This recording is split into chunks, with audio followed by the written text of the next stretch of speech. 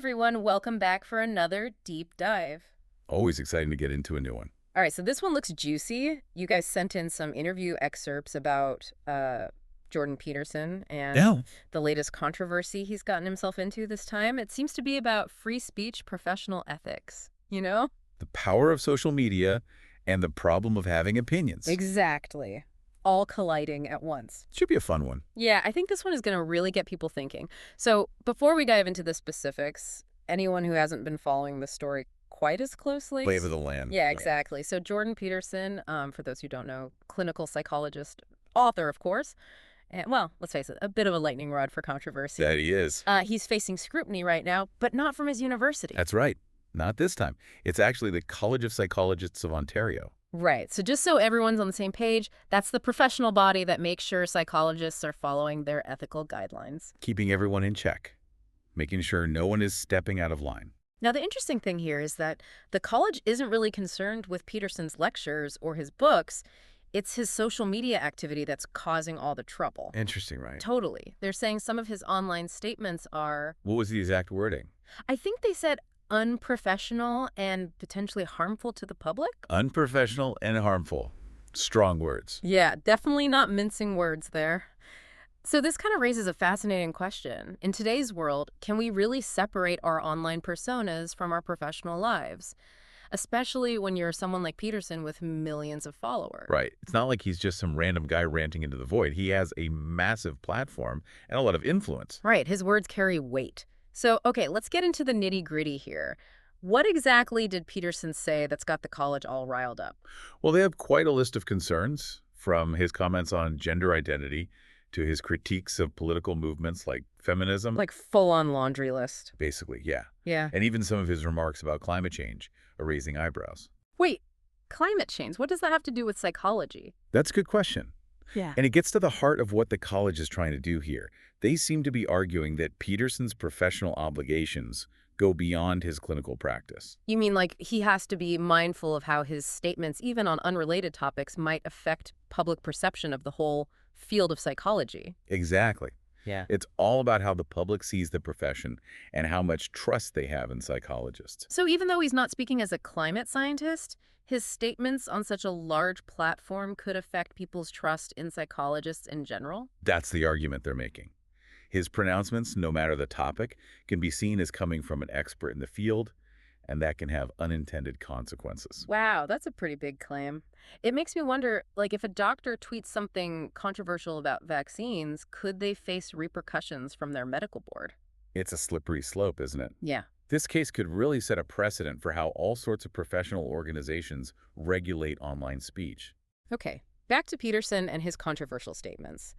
What did he actually say about climate change that has everyone so concerned? Well, in one interview, he made a pretty striking claim. Lay it on us. He said, "There is no such thing as climate." Whoa, hold on a second. That sounds like a pretty basic misunderstanding of, science. Right, it's a bold statement to make, and it's definitely raised a lot of eyebrows. He's also been very skeptical of climate models, the ones scientists use to predict future climate change. Okay, so listener, I want to pause here for a second and ask where you stand on this. Is Peterson just exercising his right to question things, or is he spreading potentially harmful misinformation? Yeah, it's a crucial question. To really grasp the weight of Peterson's claims, I think we need to understand a little bit about how these climate models actually work. They take into account tons of different factors, from things like atmospheric composition to ocean currents. Super complicated stuff. Oh yeah, they use some really complex equations to simulate how the whole climate system might respond to different changes. Like, for example, what happens when greenhouse gas emissions increase.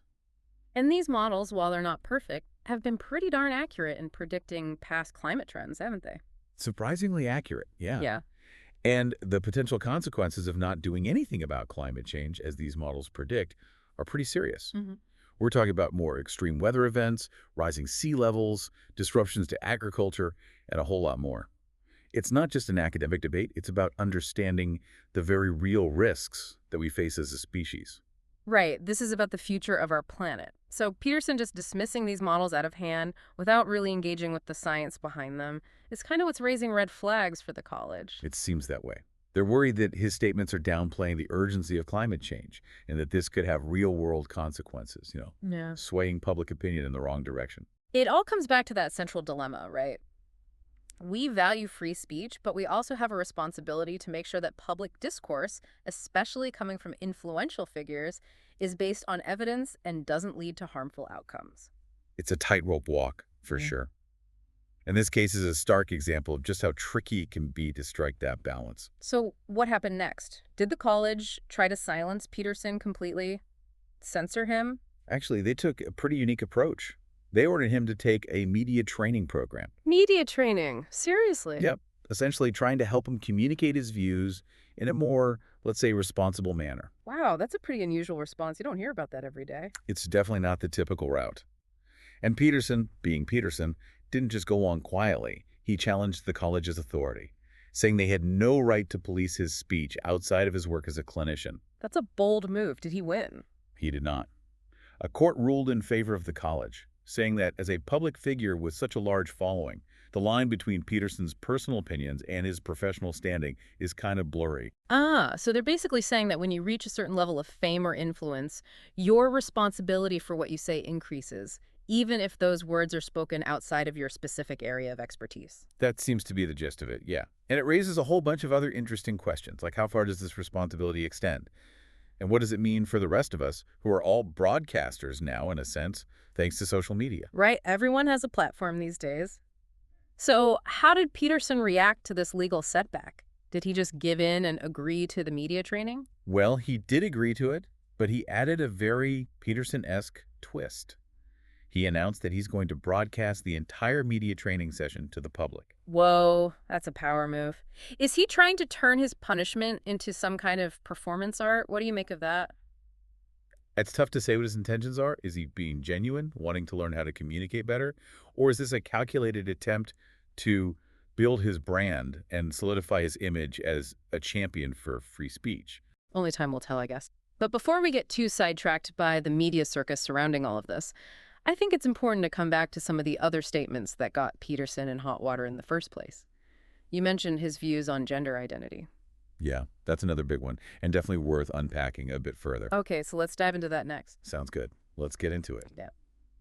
All right, so picking up where we left off, we were just talking about Peterson's uh, controversial climate change statements and how the College of Psychologists of Ontario is worried about what those statements could mean for his profession. Yeah, and it seems like there are some pretty clear parallels there with his views on gender identity, which is another area where the college has expressed some serious concerns about his public statements. Absolutely. Peterson's views on gender identity have probably, more than anything else, put him at the center of so much attention. Yeah, it's definitely been a lightning rod issue. His statements have fueled protests and sparked outrage online. And they've really drawn a line in the sand in this whole debate. Some people see him as this brave warrior for free speech, pushing back against what they see as censorship. Right, and others see him as intolerant, even harmful, especially to transgender individuals. It's a super polarizing topic for sure. But let's try to take a step back from all the heated rhetoric for a minute and look at what Peterson is actually saying and the concerns the college is raising with a bit more nuance. Feels like a good plan. Okay, so let's break it down. What exactly has Peterson said about gender identity that's causing all this controversy? Well, one of the most contentious points is his refusal to use preferred pronouns. He's stated publicly that he won't use pronouns that align with a person's gender identity if those pronouns differ from their sex assigned at birth. And what's the reasoning behind that stance? He frames it as a matter of principle, saying that he shouldn't be forced to use language that he believes is inaccurate or ideologically driven. He sees it as a violation of his right to free speech. But isn't using someone's preferred pronouns just basic respect? Acknowledging their identity. That's definitely the argument that a lot of LGBTQ+ advocates and their allies make. They point out that for transgender and non-binary folks, being addressed by the right pronouns can be extremely important. It validates their lived experiences and their sense of self. So it's not just semantics for them, it's about being seen and recognized for who they truly are. Exactly. And misgendering someone, whether it's intentional or not, can be incredibly hurtful and invalidating. It can even lead to real-world consequences, like discrimination or social exclusion. So where does the College of Psychologists stand on all of this? They've been pretty clear about their position, They argue that Peterson's refusal to use preferred pronouns goes against their ethical guidelines, specifically the principle of respecting the dignity of all individuals. So they're saying that even if Peterson views it as a matter of principle, his actions have the potential to cause harm. That's their argument, yeah. And they're concerned not only about the potential harm to individual transgender clients or colleagues, but also about the bigger message it sends to the public. You're saying it could damage the reputation of the entire psychology profession. Exactly. If a prominent psychologist like Peterson is seen as dismissive or disrespectful towards a marginalized group, it can make people less likely to trust psychologists in general. They might hesitate to seek help, worried that they won't be treated with respect and understanding. That's a really important point. The impact of this goes way beyond just Peterson himself. It really raises some big questions about the responsibilities that come with having professional credentials, especially in a field like psychology that's built on empathy and trust. For sure. Now, the pronoun debate is just one piece of Peterson's broader views on gender identity, which have also attracted a lot of scrutiny. Right, he's made some pretty sweeping statements about gender in general, going beyond just the issue of pronouns. He's argued that gender identity is mostly a social construct, a product of cultural norms and expectations, rather than a reflection of biological reality. And that's a view that many transgender people strongly disagree with. They experience their gender identity as something that's inherent and fundamental to who they are. Absolutely. And it's important to acknowledge that there's a growing body of scientific research that supports that understanding, suggesting that gender identity is shaped by a complex interplay of biological, psychological, and social factors. So it's not just a matter of personal belief or ideology, there's actual science backing up the lived experiences of transgender people. Exactly. And this is where the college's concerns about Peterson's statements become even more serious.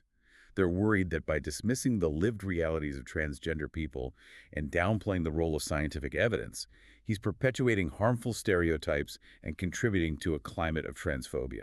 And this is not just some abstract concern, right? Transphobia has very real and often devastating consequences for transgender individuals, from discrimination to harassment and violence. Sadly, that's true. And when someone with Peterson's influence makes statements that invalidate transgender identities, it can make those harmful acts seem more acceptable, or at least less likely to be challenged. So we're right back to that fundamental tension again, the right to free speech versus the responsibility to avoid causing harm. And in this case, the college is arguing that Peterson's speech has crossed that line, even if he doesn't intend to cause harm. That's their position. They're saying that his obligations as a professional go beyond just his clinical practice and include his public statements, especially when those statements have the potential to negatively affect vulnerable groups.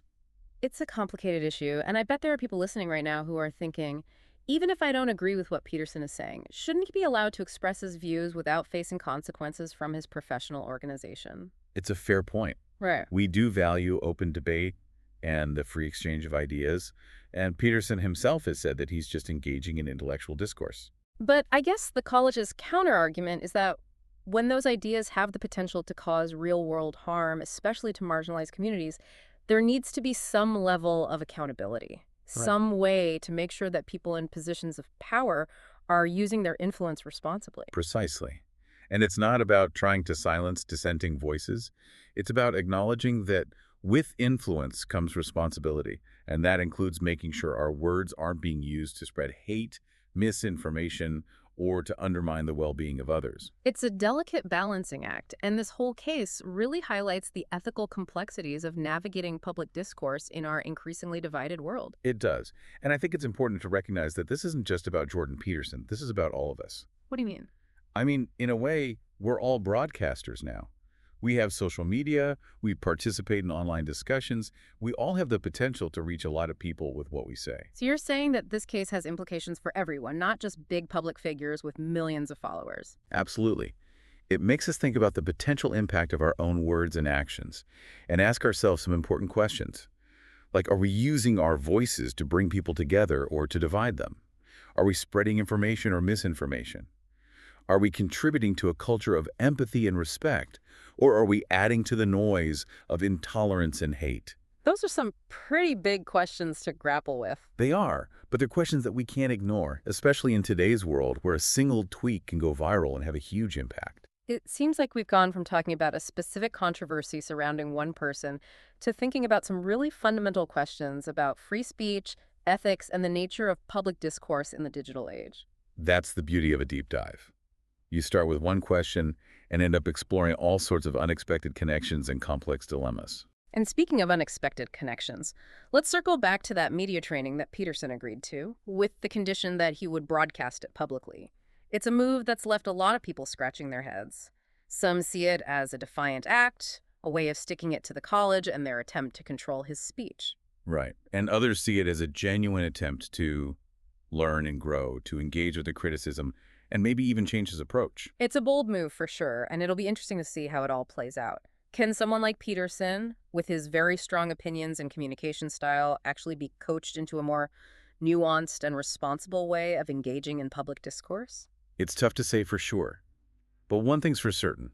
Jordan Peterson knows how to use the media to his advantage, and this latest move is sure to keep him in the headlines and keep people talking. So, as we wrap up this part of our deep dive, listener, we want to leave you with a question to think about. Is Peterson's decision to broadcast his media training a sincere attempt to change, a calculated PR stunt, or maybe a little bit of both? And maybe even more importantly, what does this whole saga tell us about the relationship between free speech, professional responsibilities, and the power dynamics of online platforms in our interconnected world? Lots to think about for sure, but that's what deep dives are all about. We'll be back in a bit to wrap up this episode after a short break. Okay, so we've talked a lot about this Jordan Peterson situation, his online statements, and the College of Psychologists trying to hold him accountable for potential harm. A lot of layers to this one. Yeah, it really raises some fundamental questions about free speech, professional ethics, the whole deal. And that whole question of responsibility when you have a platform in the digital age. It's the world we live in now, for better or for worse. So let's recap for our listeners. What are the key takeaways from all of this? What have we learned? One of the big things that stands out to me is how blurry the lines are getting between our personal and professional lives, especially online. Yeah, it used to be that what you said at home or wrote in your diary was private. But now, with social media, every little thing you say can be made public and scrutinized, and it all gets tied back to your professional life. Exactly. And that raises a big question. How much are professionals actually responsible for what they say online, even if it's not directly related to their work? Yeah, where do you draw the line? It's tough because we obviously value freedom of expression and the right to have different opinions. But at the same time, we all know that words have power and they can have consequences, especially when they come from people with influence and authority. And I think this case really highlights the unique challenges that professionals like psychologists, doctors, lawyers, teachers face. Their words carry extra weight because of their expertise and the trust that the public puts in them. So it's not just about celebrities and politicians anymore. It's about anyone with professional credentials who participates in online discussions. We all have to be mindful of how our words might be perceived and the impact they could have. It's a lot of pressure. I'm sure some people listening are thinking, well, I'm not Jordan Peterson. I don't have millions of followers, so does this really apply to me? I think it does in a way. Even if you don't have a huge following, your words still matter. Even something you think is harmless could perpetuate stereotypes, spread misinformation, or contribute to a culture of intolerance. So it all comes down to being thoughtful about what we say online and considering the potential impact of our words before we hit that post button. Absolutely. And thinking about how we can use our voices to promote understanding and respect instead of adding to the noise and negativity. Couldn't agree more. Now, beyond individual responsibility, this case also makes you think about the role of professional organizations in all of this. Right, like how much power should they have to regulate online speech? Exactly. We saw how the College of Psychologists struggled with this, trying to balance free speech with their obligation to protect the public and maintain the integrity of their profession. And their approach with Peterson, that media training thing, it's been controversial. Some people think it's a creative way to deal with harmful speech without resorting to censorship. Others think it's a slippery slope and a dangerous overreach of their authority. Yeah, that's a tough one.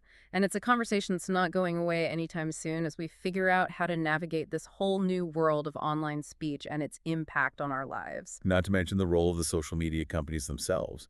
They're under a lot of pressure to deal with misinformation, hate speech, and harmful content on their platforms. Yeah, everyone's trying to figure out how to handle this balancing act, fostering open dialogue and freedom of expression, while also protecting people from real harm. A global challenge for sure.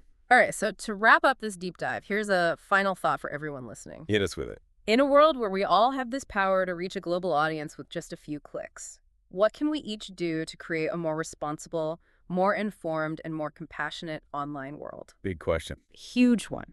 It's going to take careful consideration, open-mindedness, and a willingness to listen to perspectives that are different from our own. It's a challenge for sure, but an important one. Couldn't have said it better myself. Thanks for joining us on this deep dive. We'll catch you next time.